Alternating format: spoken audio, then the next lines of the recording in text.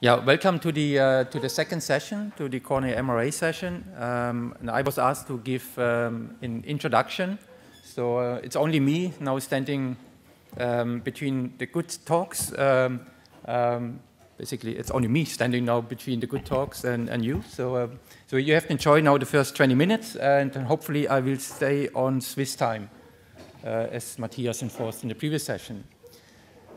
So why are we still interested in coronary angiography and MR coronary angiography? And the main reasons is it's a non-invasive technique. There's no radiation exposure.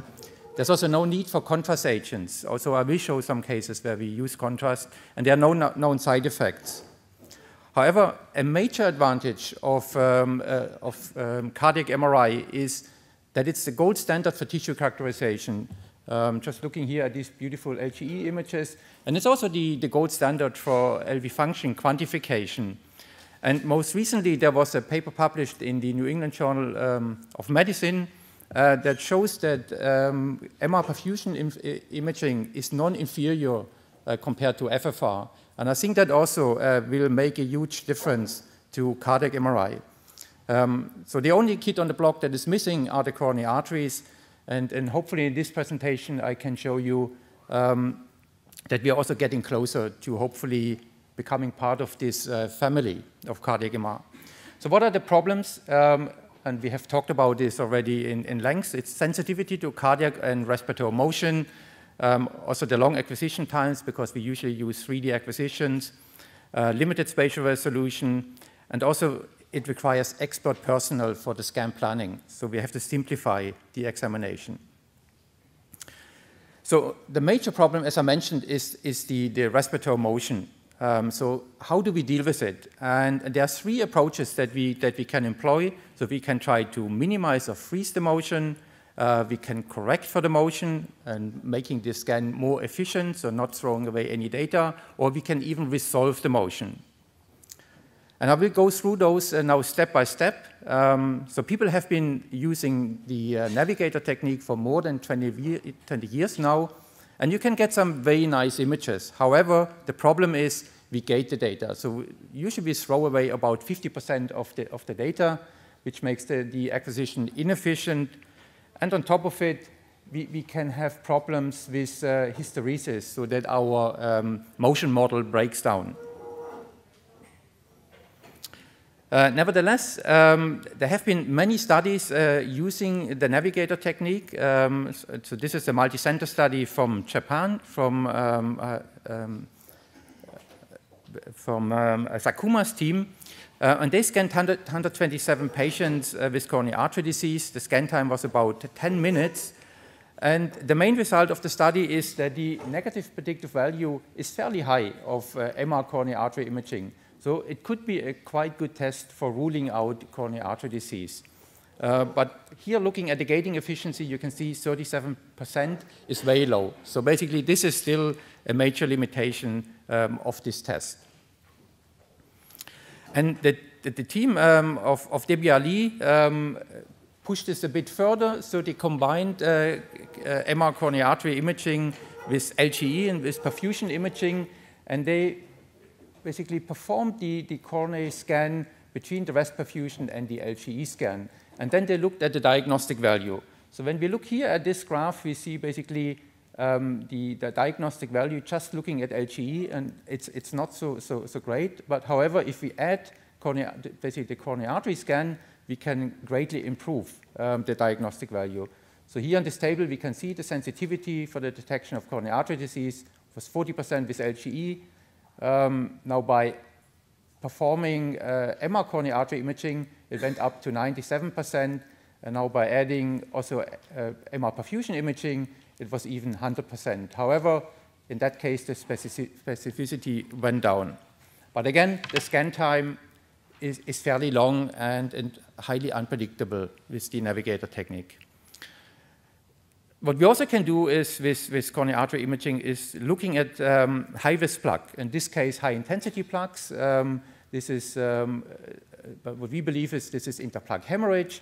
And what the Japanese group could show is that the predictive value for future coronary events is very high in patients that have these high-intensity plaques compared to the patients without those plaques. So it seems to carry great prognostic value. But again, the current implementations are slow and scan time is unpredictable. So for that reason, many people in this room have worked on techniques to correct for the respiratory motion and to increase scan time efficiency.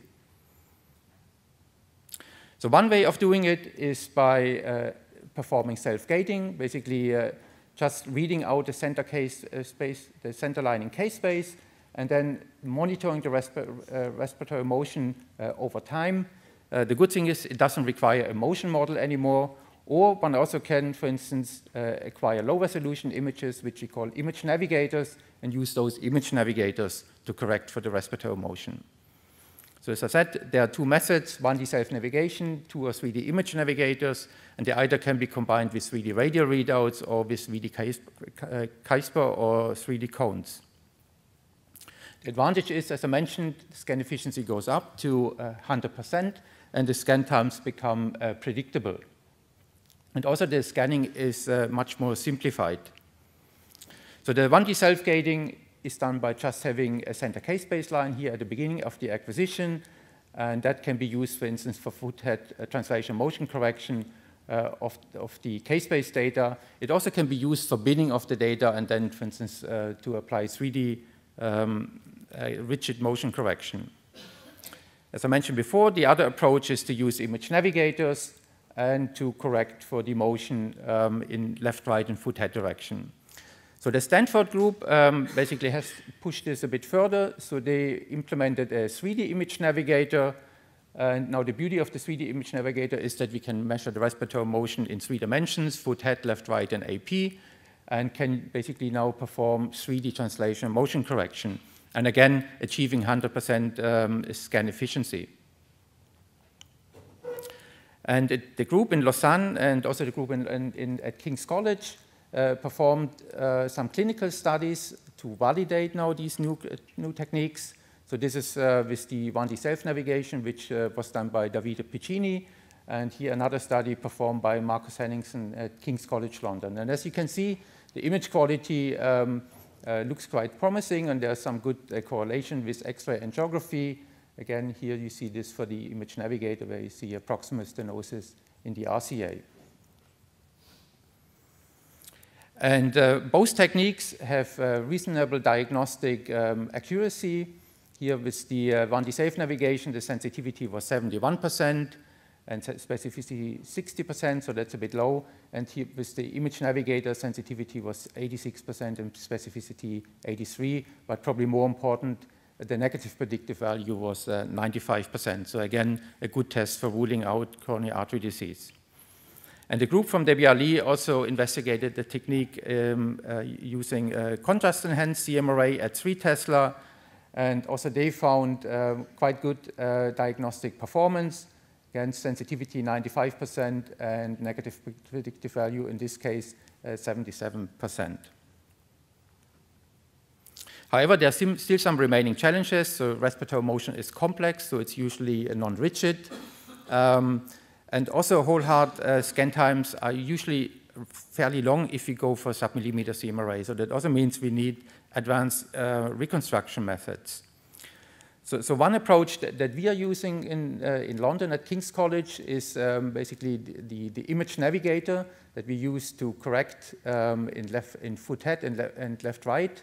And we use a trajectory which we call the VD CRISPR. So it's a Cartesian trajectory with spiral profile order, which produces incoherent undersampling artifacts, which is important for highly undersampled scans. And it also allows for reconstruction of several different motion states. We then can combine this with data binning. So we can bin the data, for instance, here in 3 respiratory bins, and estimate from the 3D data sets the 3D non-rigid motion fields, and those then can be plugged into the reconstruction here into the data fidelity term. And in order to accelerate the scan, basically we also can add a regularization parameter. And there will be more at the end of this session, basically on the PROST reconstruction, so I don't want to say too much about it. Basically what it does, it denoises basically the images, and this can be then basically in iterative way fed into the image reconstruction process. And these are some images that can be then obtained using this complete framework. So here on the right-hand side is now the Coronary MRA data set. This is the CT data set. And you can see the image quality looks now quite comparable, and you will see more basically in one of the later presentations from René and Botnar. And these are reformats of those data sets. So here you see the MR data sets, and you can see basically long segments of the coronary arteries, and there's a fairly good agreement with the CT data sets. And maybe also to mention the spatial resolution here is 0.9 millimeter isotropic. I think I'll jump over this just to be a bit faster. And of course, what we now also can do is we can acquire multiple contrasts. This is very useful if you want to visualize the lumen and the plaques in the same scan, co-registered. So this is a technique that was developed by my co-moderator. And I think the beauty is now that you can see here the high-intensity plaques and overlay it basically on the coronary anatomy. And you see some good correlation with OCT. And as you have seen in the previous talk, this can be extended. So basically one, for instance, can add a third heartbeat, and that then allows also to do some parametric mapping. In this case, one can, for instance, estimate T2 maps from those data sets. So on top of having a black blood image, which would be used for thrombus detection, one also can basically now reconstruct a T2 map. And this can be done basically by adding dictionary matching to the reconstruction process. These are just some examples as what we have seen before. So basically, in that case, you get a bright blood data set, a black blood data set, and also the T2 maps. And of course, you also can reconstruct the coronary arteries from those high-resolution data sets.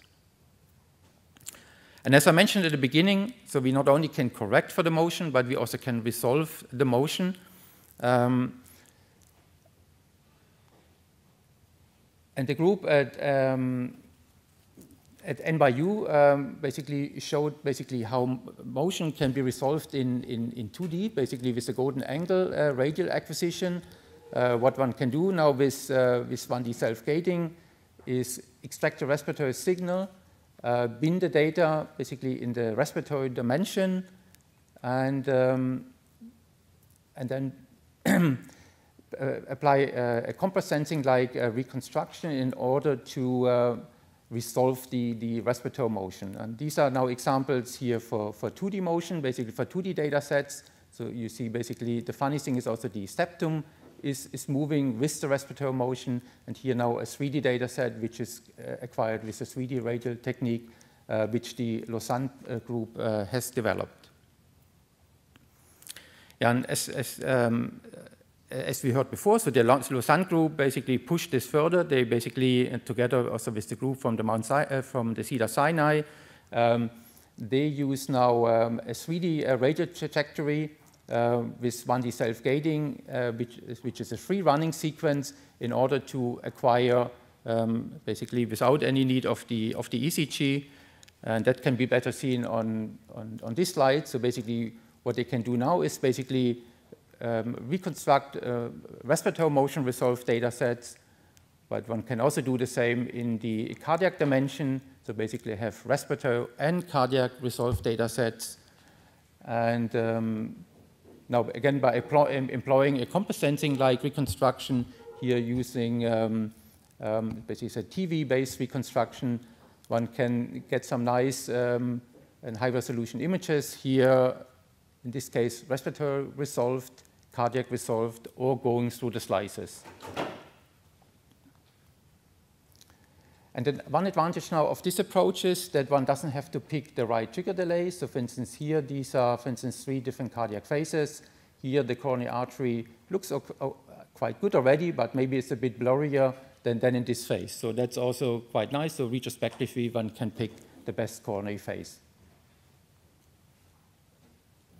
And as we have seen also in the previous session, this can be now further extended. So one not only can look, for instance, now at the anatomy, but one also can, by throwing in some inversion pulses and T2 prep pulses, it's also possible now to encode T1 and T2 and to do a joint T1, T2 mapping using the same approach. So basically, now we have the three spatial dimensions, the cardiac dimension, but we also get T1 and T2 maps out of these data sets. And these are some of the maps. So basically, you can see here now basically 3D high-resolution T1 maps, T2 maps, and if one only reconstructs the first singular value image, this also allows to basically get scene images here, for instance, systolic images, diastolic images here for the whole heart, and that of course can be also played as a movie. So basically, now we have functional data and T2 and T1 and T2 maps in one single acquisition, which takes about 10 minutes. And if you do this post-contrast, the acquisition time probably can be shortened to 5 minutes. So in conclusion, advanced motion correction allows for shorter and more predictable scan times. A combination of advanced motion correction and undersampled reconstruction has enabled sub-millimeter coronary MRA with CT-like image quality in an acceptable clinical scan time of about 8 minutes. And also multi-contrast 3D whole heart MRI has been proposed and has potential for comprehensive cardiac diagnosis, including CMRA and tissue characterization. And I haven't stressed this so much. However, simplified and more intelligent whole heart MRI would enable non-expert users to perform high-quality exams, thereby enabling earlier diagnosis of CVD. And I think that's a very important point because at the moment it's restricted to research centers. However, all these new approaches are much simpler to use, and I think that is also a major advantage of these approaches. With this, I'd like to thank you for your attention, and of course all the people that have kindly provided me with slides, and of course my team at King's College London. Thank you.